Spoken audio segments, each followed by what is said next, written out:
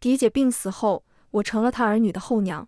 无论我做得多好，丈夫冷心冷清，始终惦记着已逝的狄姐，看我的眼神像是在看赃物。婆母一旦跟我有分歧，就抱着2个孩子哭，可怜亲娘走得早，后娘不上心。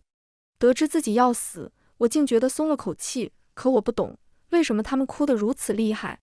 我不过是个不相干的人罢了。大家好，欢迎收看达达听书。大夫的交代犹在耳旁，他说我心中郁结，暴饮暴食，如今腹痛难忍，呕血，恐有性命之忧。傍晚，夫君谢文挺归来，他带来一筐荔枝，你让人给个院分一分。说完，他便径直离去。看着荔枝，我才发现又是1年过去，我嫁过来足足5年了。狄姐的夫婿自是1等1的好，国公府的世子，一表人才，便是2婚也有万千女子争相嫁过来。狄姐为了一双儿女，使了手段，把我硬塞给他。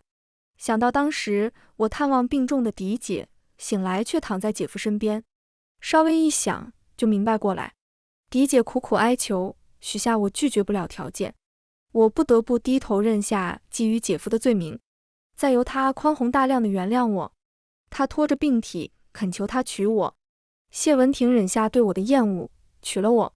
当时我没想到不受丈夫喜爱会过得如此凄惨，也没想到狄姐的一双儿女会打心底怨恨我，认为是我做出龌龊事，才导致他们母亲病情加重，撒手人寰。也没想到我头一次怀孕会以那般结果收场。嫁过来第1年那会，也是一箩筐荔枝，我按照份额分配，以为原先分到主院的那份是属于我和谢文挺的。20个荔枝，我吃了5个。谢凤安冲了进来，双眼通红的质问：谁让你吃的？我不明所以，手里还抓着荔枝壳，无措，尴尬，我觉得羞愧，担心自己做了不妥的事，讷讷的答不上来。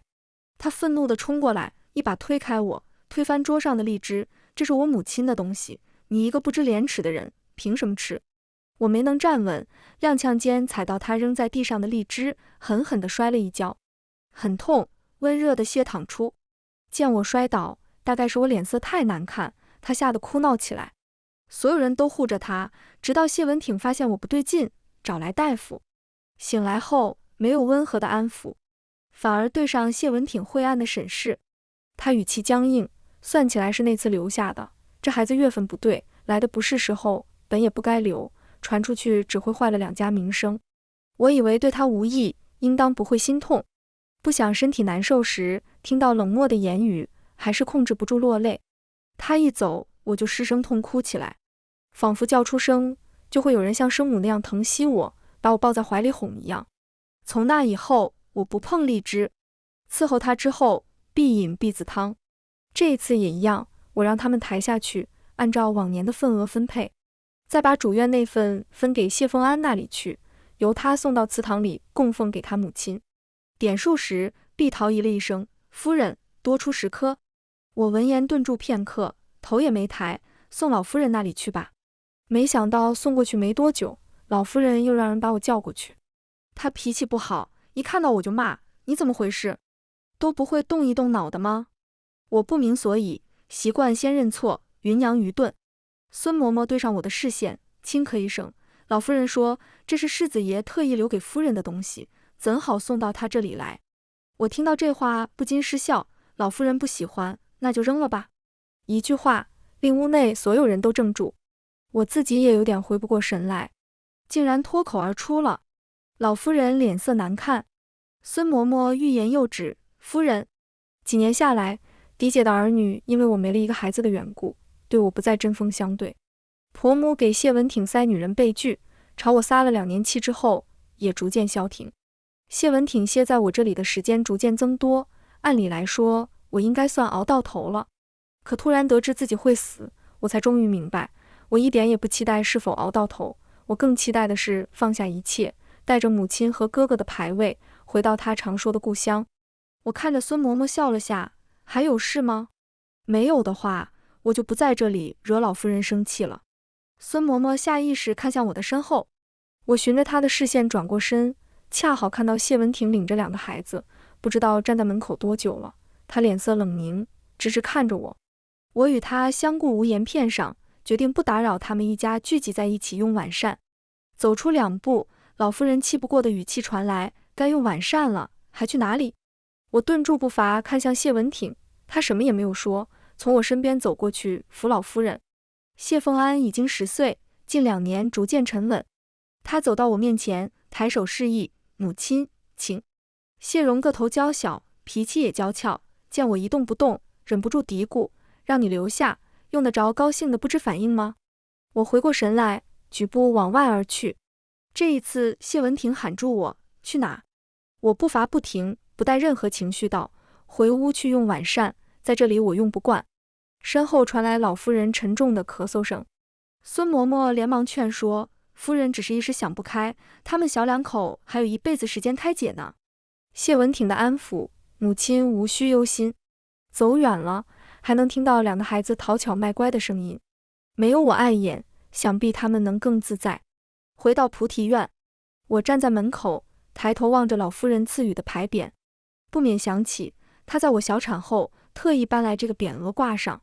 孙嬷嬷冷着脸规劝我少作妖，多念经祈福，说我没有福分才会折损孩子。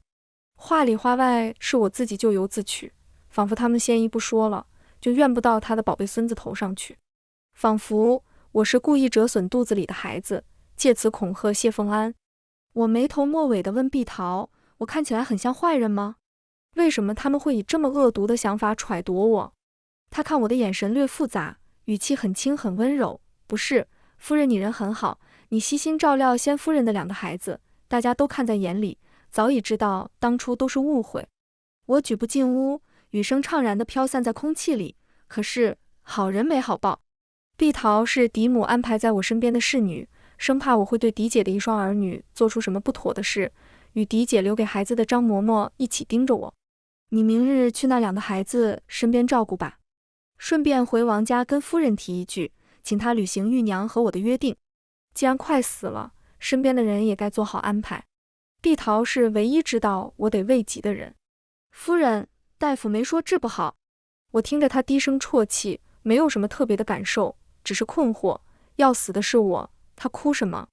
我挺想告诉她，没什么好难过的，能见到我娘亲和阿兄，我心里其实是快活的。我的生母是我父亲的远房表妹，2家早有婚约，只等我父亲高中归来。没想到他会悔婚另娶，据说是现如今的夫人曾救过他的命，他得为失去名声的女子负责，于是只能负了我的生母。奈何他的悔婚害我生母嫁不出去，不得已他便回乡纳我生母为妾。可这弥天大谎终究有撕破的一天，娘带我和哥哥一起投河了。汹涌的河流灌入口中，我喝了很多的河水，胃里很胀很胀。娘说我找不到回家的路，顺着河流我们就能回到家里了。以前我不懂她要回到哪里去，直至遭嫡姐算计，嫁入谢家，我有许多时间去想过去的事，方才明白娘不过是幡然醒悟，什么报恩，什么纳妾，不过都是我父亲的私心罢了。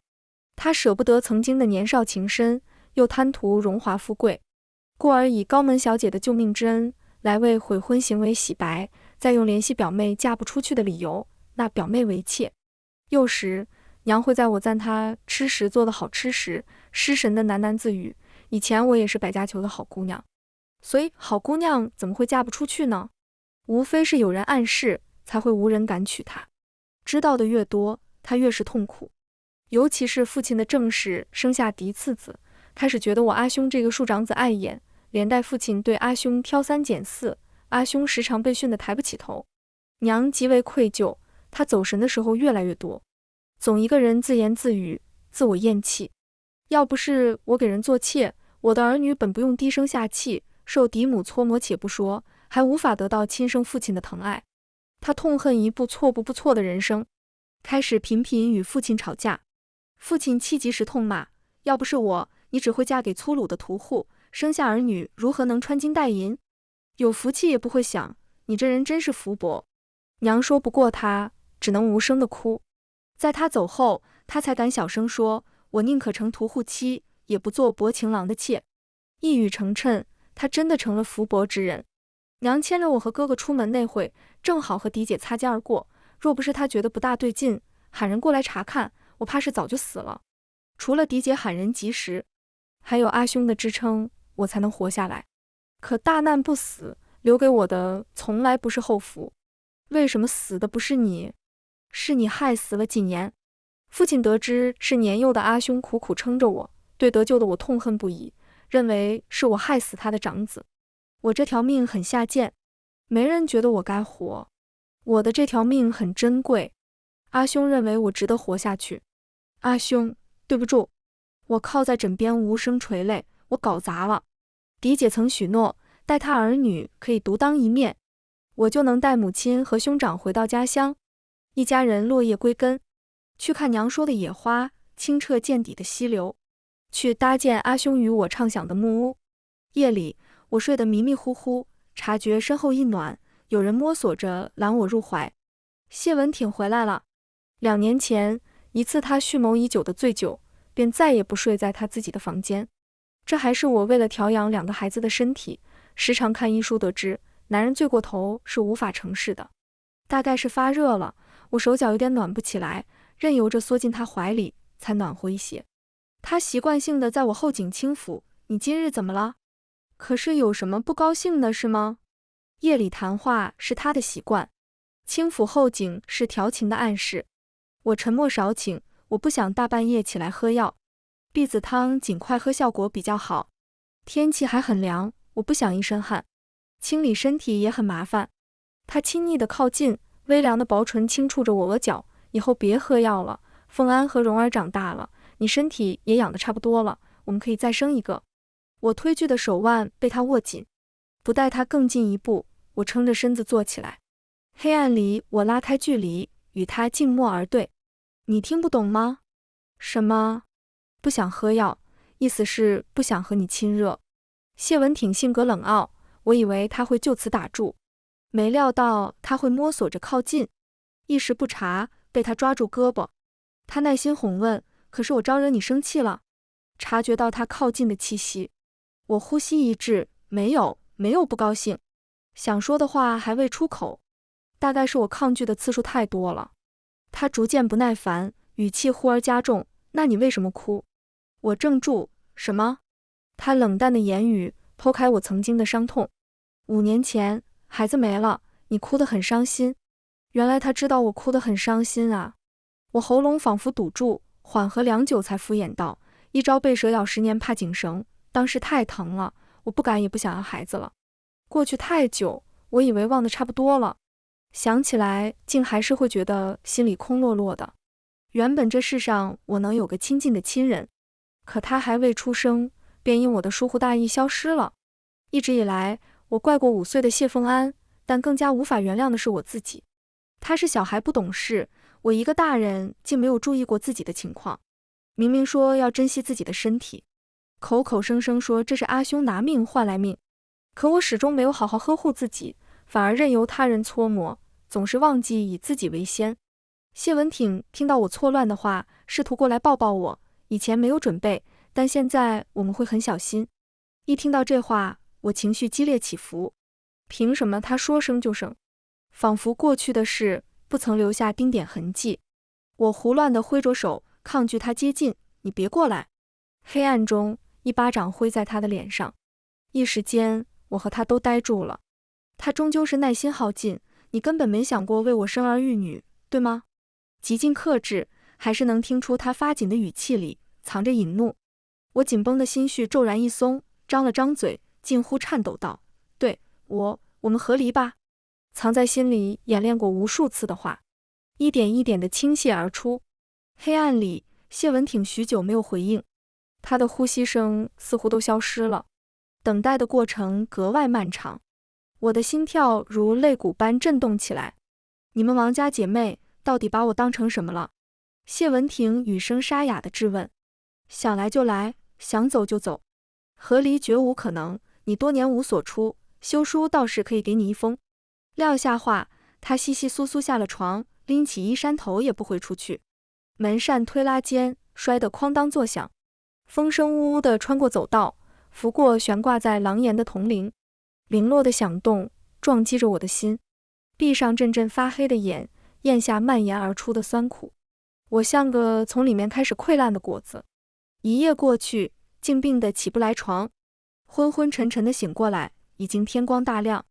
一束暖光透过灵阁，斜斜地定在半空，一粒粒细小的尘埃在不断翻涌，光芒高高在上，永远安定。我试图告知一切，但他并不在意，多说无益。我唤来丫鬟伺候，穿衣时下定决心，明日就去接回娘和阿兄的牌位，不能继续拖延下去了，我的身体可能等不了太久。我问，碧桃回来了吗？侍女摇头，还未回来。我只能另外派人回去找王老夫人，只求她能看在我为她照顾外孙的份上，干脆一些，把我娘和阿兄的牌位给我。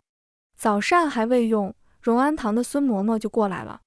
她语带责怪，夫人今日怎么起得这么迟？老夫人就喜欢夫人泡的一手好茶，等了许久呢。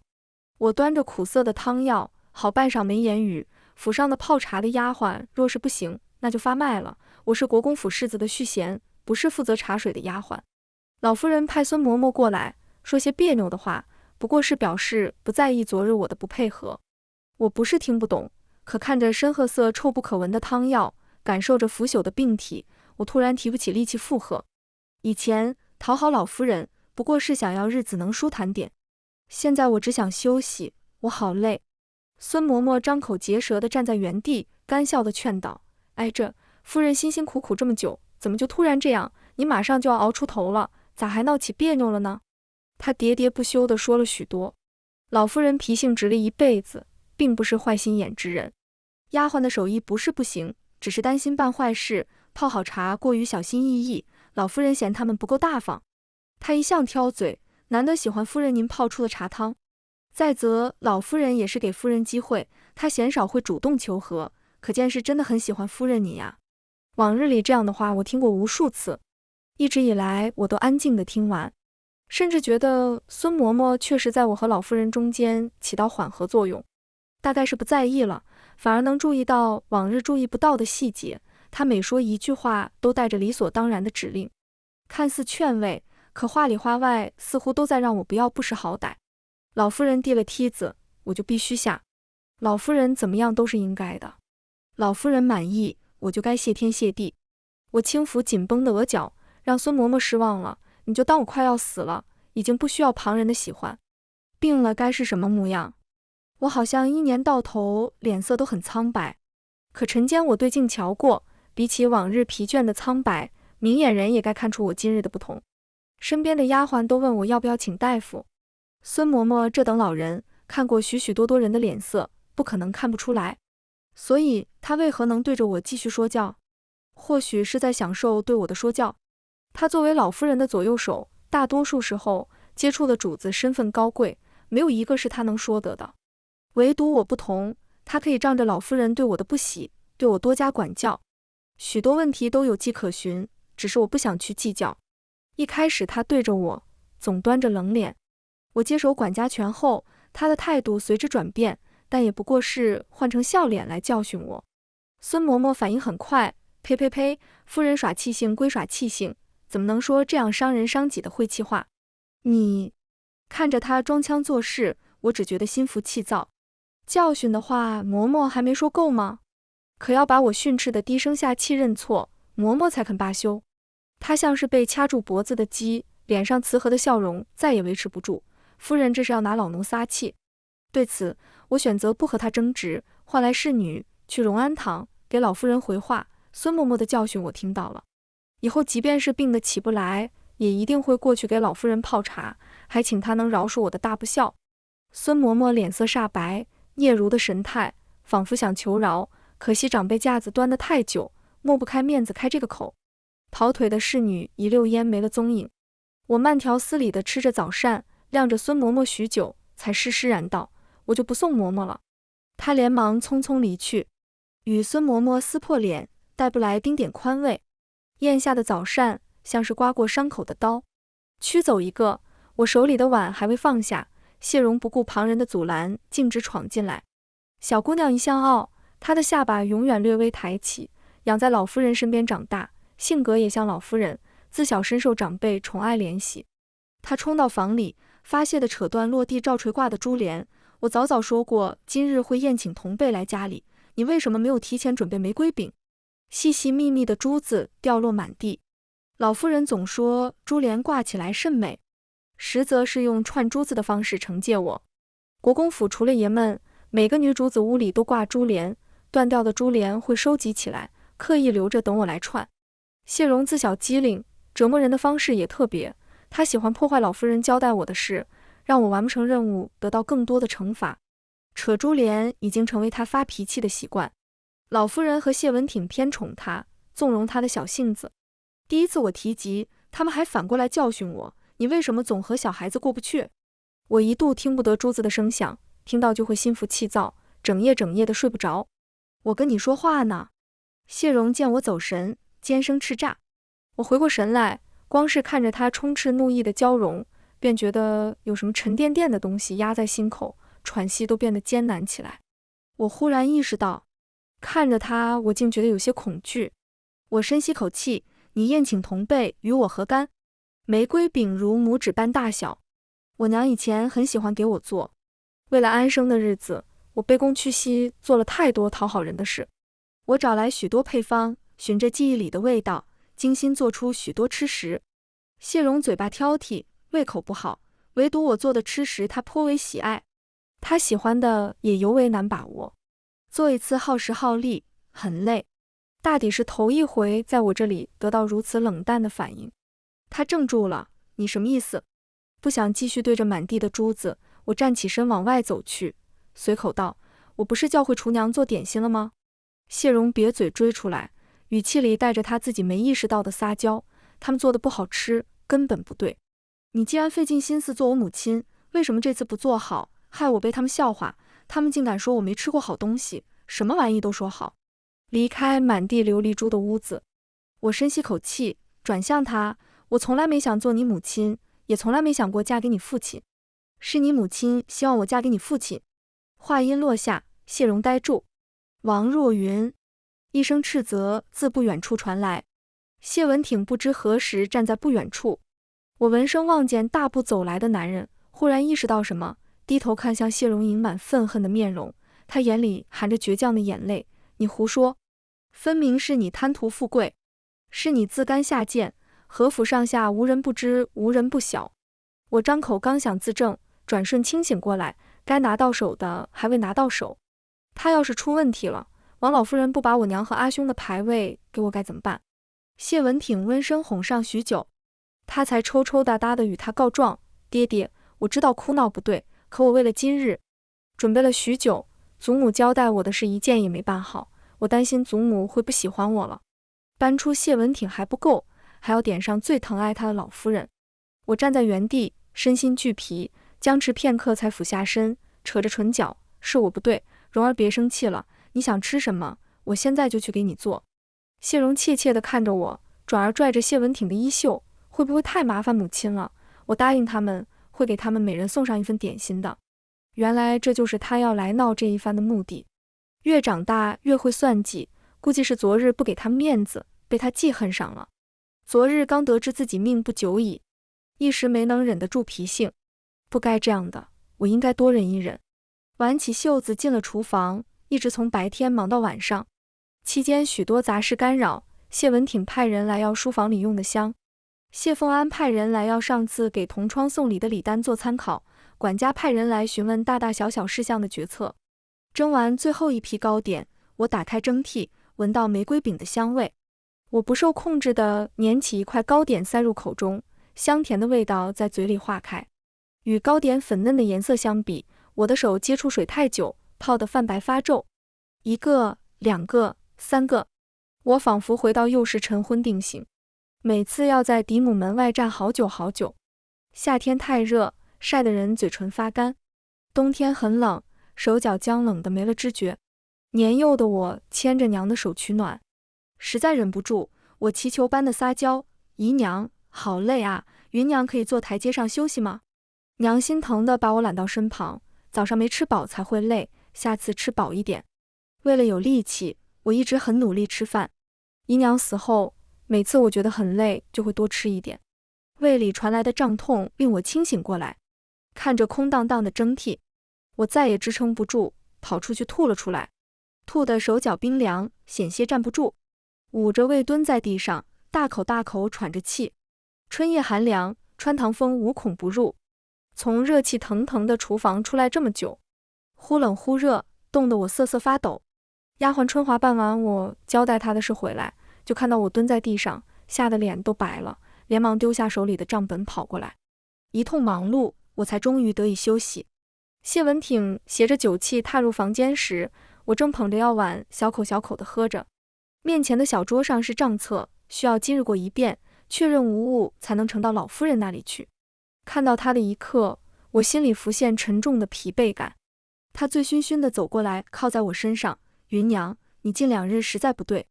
我知道醉酒只是遮掩，他每次趁机缓和关系或者教训我，都是喝了酒再来。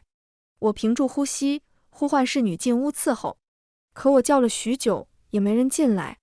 也对，何府上下都是谢家人，他们觉得我应该伺候世子谢文挺，认为我们夫妻有矛盾，趁着世子醉酒正好解决。他们自顾自地当作听不到我的呼唤。芸娘，蓉儿迟早是要嫁出去的，凤安如今也足够听话，母亲身体每况愈下，你我才是相伴最长久的人。如果你有什么需要，可以和我商谈，没必要藏着掖着。我紧紧扣住婉言，陶瓷在手指上压出痕迹，合理也可以吗？帮我拿回我娘和阿兄的灵牌也可以吗？谢文挺揉着额角叹气，芸娘，你娘嫁给你父亲，灵牌自有她的去处，你非要取出来，肯定会惹你父亲生气，如此也不合礼法。为了说服他，我与他说了许多，那些不曾与外人说过的过去，通通给他讲了一遍。我心底浮起期盼，我娘本来可以不用给我爹做妾的，我不希望她死后还要在王家祖先面前卑躬屈膝，她至死都想回家，我只是想完成她这个愿望，我没有多少。不等我说完，她开口制止，芸娘，即便如此，你让我一个做女婿的人去管岳父的事，还要从他手中拿走他妾室和庶长子的灵牌，你这不是求我帮忙，而是陷我于不义。不现实的期盼到底熄灭了。我张了张口，那你能与我和离吗？我可以自己去办这件事，和离之后绝对不会连累到你。谢文挺不耐烦地呵斥，芸娘，此事我再次声明，和离绝无可能，你以后莫要再提，否则我只能给你休书一封。争执声一停，显得屋里格外安静。方才的争执吵闹恍然如梦，我垂下头，揪住裙摆的手指蜷缩起来，休书也可以。谢文挺怒火中烧，王若云，你简直不可理喻。这句话让我有点恍惚，曾经我父亲气急时也对我娘说过，忤逆他们的规则便是不可理喻吗？我已经和他说了我的诉求，既然他帮不上我，我为什么不能自己去做？以他的聪明，不该意识不到我会嫁给他是因为嫡姐的筹谋。我大概知道他的想法，多半是觉得我上下照料的大差不差，没有人如我这么好拿捏。国公府地位复杂，不允许娶门楣太高的女子，否则以他的身份，什么样的高门女子娶不到？谢文挺吃软不吃硬，我缓和一下心情，软下语气，我知道你不缺一个听话的人坐在这个位置上，在姐姐死前，你应该就已经有所准备，我不是多重要的人，不是吗？求你了，放过我吧。谢文挺静坐片刻，到底还是走了。不过他留下一句话，稍后我会把休书送过来。一瞬间，我心里盈满欢喜，碗里所剩不多的汤药已经变凉，我也不在意，抬起碗一饮而尽。没过多久，休书果然拿了过来，我翻来覆去仔细查看，小心翼翼地存放好，浑身卸下重担，只待明日我就可以离开这里了。太过欢喜，竟有点睡不着。我没有收拾太多东西，只准备足够多的私房钱。5年下来，能记在脑子里的东西我都记下来了。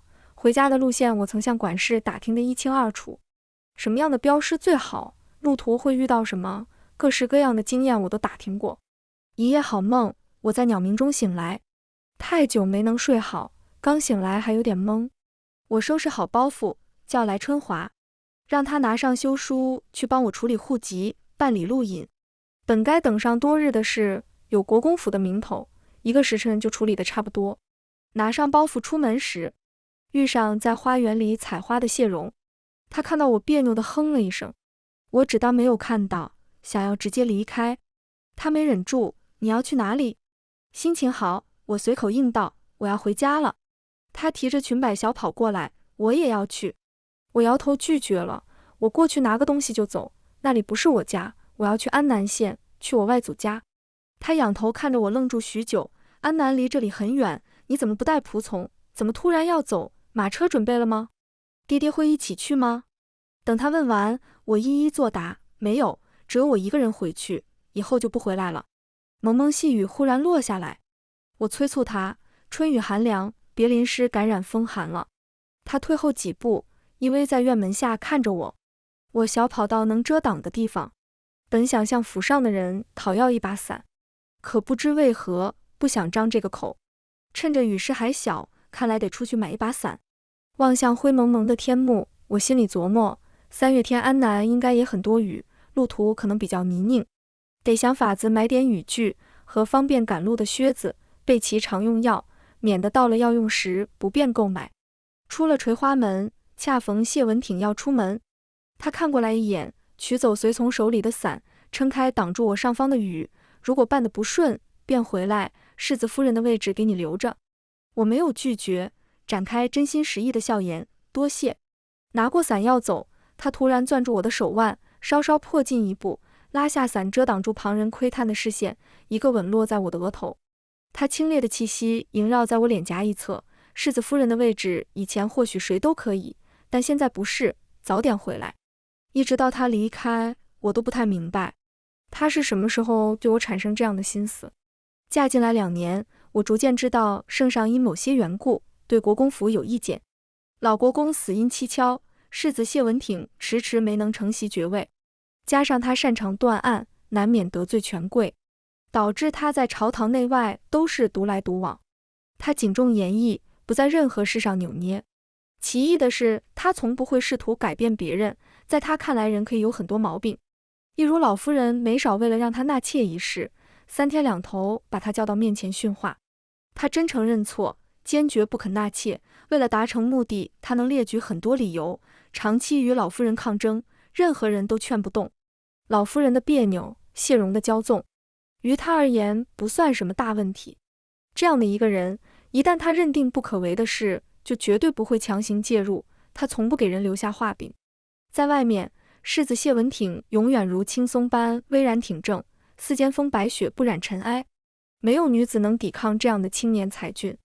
念头转瞬即逝，我握紧伞柄，快步奔向大门，跨出高门键，只觉一身轻松，终于不用那么累了。下雨时，街上小贩忙着收摊，到处都是小跑而过的行人，循着街道往王家里的方向走。1刻钟后，我站在王家主母的佛堂外。2小姐等上片刻，老夫人今日的经文还未念完。时隔多年，再一次在这院里等候。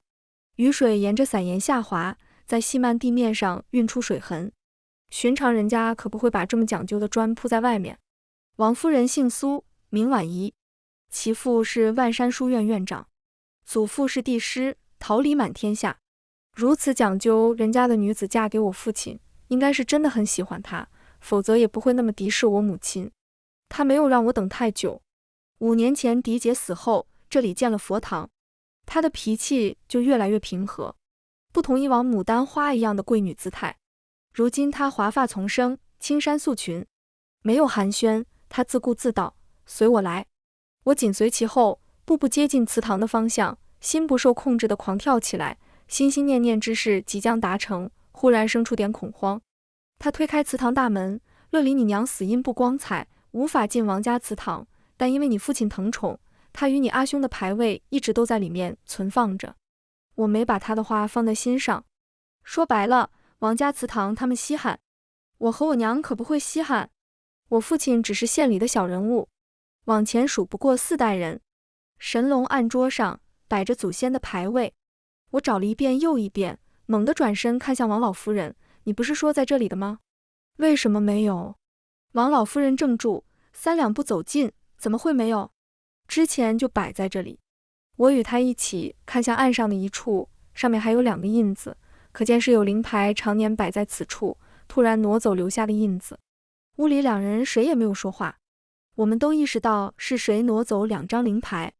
走出祠堂，王老夫人脸色沉凝，你先回去，他不可能不把东西放回来，到时候我摇头，不，我得去问清楚，已经没时间等下去了。比起嫡母，我更怕父亲。阿兄死了那会，他看我的眼神像是恨不得掐死我。如果杀了我，阿兄能够活过来，他肯定会毫不犹豫命人把我拖下去打死。书房门口，林伯一副等我许久的模样，打开房门示意我直接进去。一进屋，我闻到火烧什么的气味。不会，不可能，站着做什么？进来坐。父亲的声音自里边传来。这还是我第一次踏入他的书房，心怀忐忑往里走，没有在书桌前看到他，而是里面的露台看到他。一个炉子，上面烤着2个橘子。我虚脱般的松了口气，还以为调整好心绪，这才有空看向他。没有王老夫人的苍老，岁月格外优待他，没在他身上残留下什么痕迹。沉淀多年的温和儒雅，引得他身边伺候的侍妾频频看向他。听闻前阵子有人给他送了个28年华的妾，看来就是这个了。不等我行礼，他抬手轻摆，世子夫人如今的身份，我可担不起。你想做的事，那丫头已经告诉我。昨日我找女婿说过话，让他多多担待你的不易，现在回到国公府里去，继续做你的世子夫人。这2物件，在我100年之后，随你怎么处置。说话间，他拿起黑色的灵牌，接过侍妾地上的帕子，轻轻擦拭。否则，我现在就能断了你的念头。侍妾从善如流地挪开炉子上的铁网，黑色的牌位悬于炉火之上。难怪谢文挺会让我早点回去，难怪他会说世子夫人的位置依旧是我的。我所期盼的一切，在他们眼里只是个笑话。我已经时日无多，只求父亲能。他空掉的手令我大脑一片空白。为父已经说得很清楚，你执意。他唇边讽刺的笑意太过刺眼，说话声突然止住，似乎朝我看了过来。我踉跄不稳地朝炉子扑过去，两侧的侍女拦住了我，我无力挣扎，渐渐脱力，跌坐在地上，大口大口地喘气。我执着地睁大眼睛，不敢晕过去。他偏开头去，不要说些糊弄人的话，世子愿意宠着你，由着你肆意妄为，你就该安生与他过日子。既然答应你嫡姐护着2个孩子，那么就把事情做到底。左右不过是个牌位，100年后为父允许你挪走你母亲和兄长的墓，可我能做到的唯有带走他们的牌位，想力所能及带着他们挣脱出束缚。我强撑着起来，摸索着捡起地上的包袱，接过侍女递过来的伞，喃喃道：不用了，我等不到100年之后，没你能活。一如许多年前他听不到娘歇斯底里的期盼一样。我说的每一句话，在他这里都是女子的偏执，无用的妄想，以为我只是想要反抗他，想要膈应他。不是的，我只是想要完成娘的愿望罢了。我想跟着他们一起回家。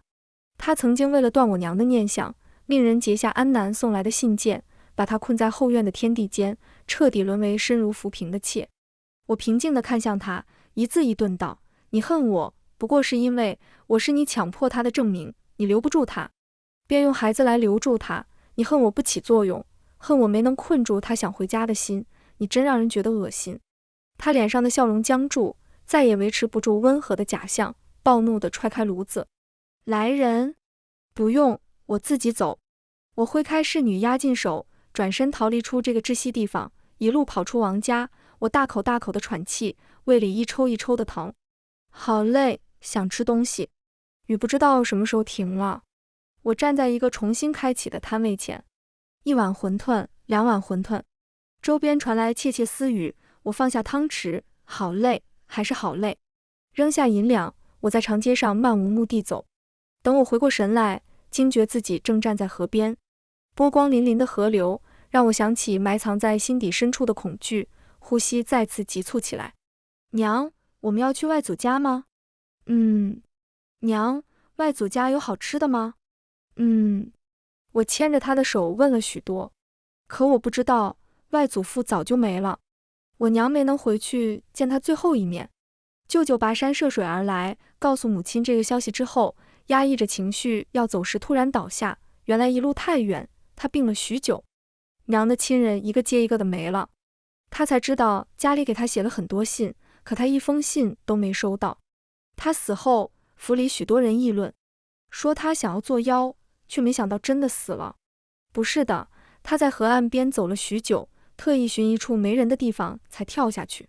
我阿兄当时已经12岁，他早已懂事，告诉我站在原地不要动，他和娘去给我捞螺，很快就会上来。可我也已经8岁，偷偷学会做点心，想要等到母亲生辰那天做出来给他尝尝。春日河水很凉，我终于可以回家了。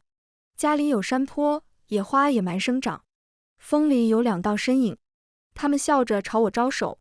谢文挺番外，一夜荒唐，怀中的七妹怔怔看着我，脑海里是昨夜玉娘身边丫鬟端来的汤。不用多想，我知道是玉娘的意思。不同于寻常女子般哭闹，芸娘只是安静挣开我的怀抱，蜷缩到角落。我不知道她在想什么，看着像是不知情，可后来却承认是她所为。不是她也会是别人，既然送上门了，我干脆就定下她，命人去查她的过往。玉娘死前以担心儿女无人照顾的理由，为丈夫续弦的作为，引来许多人议论，更遑论这人还是她的庶妹。无人时，玉娘同我说，夫君，妹妹答应我会照顾好家里的。她说了许多，无非就是在说芸娘对我有意。玉娘与我相处多年，知道我生性多疑，说这么多似是而非的话，成功扰乱我的判断，以至于后来我对芸娘过于冷淡。可无论我用何种态度，芸娘始终不温不火。母亲爱管事的性格我都不太能扛得住，她却耐心至极，能听得进去母亲的每一句话，原以为能就此安生下去。那日我回来，听到凤安的哭声，进了屋，地上落着碎瓷和荔枝，所有人都以为凤安受了伤，检查了许久也没看到伤口。芸娘脸色惨白地站在角落，地上有蹭过的血痕，我还未走近，她便撑不住晕了过去。这是第一次抱起她，很轻。我和她唯一的孩子没了。母亲说这个孩子本就不许生，否则大家一对时间什么都知道了。母亲说这女子不是个安分的，想要借这个孩子离间你们的父子情。我们处理过太多的算计，以至于我们遇到事情第一时间想的也是算计。她醒了过来，我观察她许久，看不出所以然，故而试探。算起来应该是那次，这孩子月份不对，来的不是时候，本也不该留，传出去只会坏了2家名声。她眼睛睁得大大的，似乎听不太明白。我心里止不住后悔，但还是忍着不是走了。等我忍不住折回来，恰好听到她沙哑的哭声。我不敢进去，打算给她时间缓和。可不过是隔天，她就全然变了。她开始对我客气疏离，自那以后，我们之间似乎有什么不一样了。不管做什么，她都很有耐心。蓉儿挑食，她精心准备吃食，还会告诉孩子这是用什么做的。蓉儿其实有段时间其实很依赖她。后来我不知道发生了什么，蓉儿开始与她针锋相对。作为局外人，我看出孩子的别扭，所以许多时候明知不对，也选择息事宁人。直到有一次，蓉儿对我说，她心里根本没有我这个女儿，她对谁都一样好。一句话让我失去冷静。是了，她对谁都一样好，对我也很好，仿佛在完成什么任务一样。我不希望她这样，我希望她能生气。她终于如我所愿，有了脾性。其实即便明白她的好不过是履行任务，母亲也好，凤安也好，家里人都在她的好下逐渐软化，不自觉开始依赖她，喜欢事事寻她，因为只有她能明白他们的需求。可惜我很难从她脸上看到笑容。我没想到她发脾气发这么大，她要同我和离。岳父来寻我，才知道她想要远走。没想到唯一见她欢快的模样，是我给了她休书之后。我得知她命人去办理了户籍，甚至改了姓，王若云改成了张云，很普通的名字，但她好像真的很高兴。我止不住的心慌，可又觉得等她撞了南墙，一定会回来，因为她没地方可以去。雨不知道什么时候停了，时间差不多了，该去接她回来了。我想起给他送伞时按捺不住的亲近，如果回来中途下雨，还可以和他共撑一把伞。我让人备马车，脚步轻快地往外走去，路上遇到探头探脑的蓉儿，他一看到我就苦着一张脸走过来，要哭不哭地问：爹爹，母亲真的不回来了吗？我温声安抚：不会。说完，我觉得自己去确实不太保险，或许把蓉儿带去，看到孩子哭了，芸娘应该会心软不少。没想到走到门口，遇上大夫上门，平白无故的怎么会突然来府上？我想到娘身体越来越不好，出门的脚步慢了下来。徐大夫怎么来了？可是我娘……徐大夫沉沉的脸色，在看到我时松了口气。他轻叹道：前些时候上山寻到一味药，或许能让令夫人的胃疾不那么痛苦。我纳闷不已，胃疾？世子不知道。徐大夫方知失言。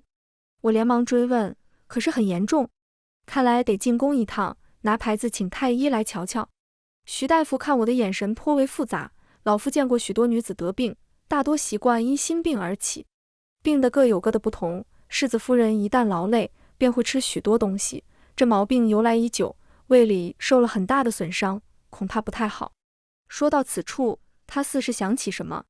许多年前，令夫人的生母也是如此，当时负责诊治的正是在下。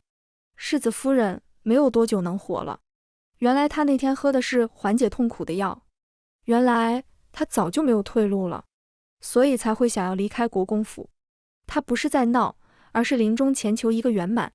如果无法得偿所愿，她会如何？很快我知道了结果。找到她时，她安静地躺在岸边。早上赠予她的山水画纸伞安静摆在岸边。卖馄饨的老摊主苦着脸道：他吃了好多的馄饨，扔下银两就走了。等我回过神，才发现他把伞和包袱都落下了，一路问了许多人才找过来。谁能想到他竟是想不开了。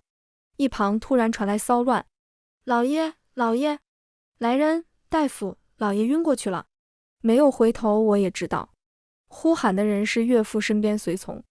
我怔怔地望着他的尸体，一步步上前，伸手想要抱他。部下拦住我：大人，还未确定夫人是想不开还是被人害了，切不可胡乱触碰。他在我面前张张合合地说着话，我却渐渐听不到他的声音。他真的没了。事情传回家里，蓉儿哭晕过去，我不惹她生气了，是我不对。母亲也几次念叨着该对她好一些。许多人，许多事，在他死后我才终于看到听到。在他活着的时候，大家都默认这些是他该受的，等他死后才惊觉他以前是受苦了。我挖了他娘和兄长的坟。母亲得知此事大怒：人死不能复生，你不说好好葬了他，怎么还挖他亲人的坟？你让外人如何看你？此事闹大，往日的剑术都做了白用功。母亲说了许多，说应该以七礼迎他进谢家宗祠，让他受谢家世世代代的香火供奉，如此才是对他的尊敬。我垂手听完：不是的，他不愿意。他不想做王若云，不想做世子妃，他只想做张云，做他母亲的女儿。陛下找到我的错处，削爵降职，我已经不太在意。护送他们一家回到了安南。回到家里，听人说我岳父死了。听以前的部下说，他被王夫人亲自下毒毒死的。王夫人主动投案，如今还在牢中关着。我去探望了这位岳母，她说：你也该死，所有人都会有报应。对了，我也是凶手。我对芸娘做的事，与岳父对芸娘生母做过的事有什么区别？全文完，达达听书，感谢您的观看，每天上新精彩小说，喜欢就订阅吧。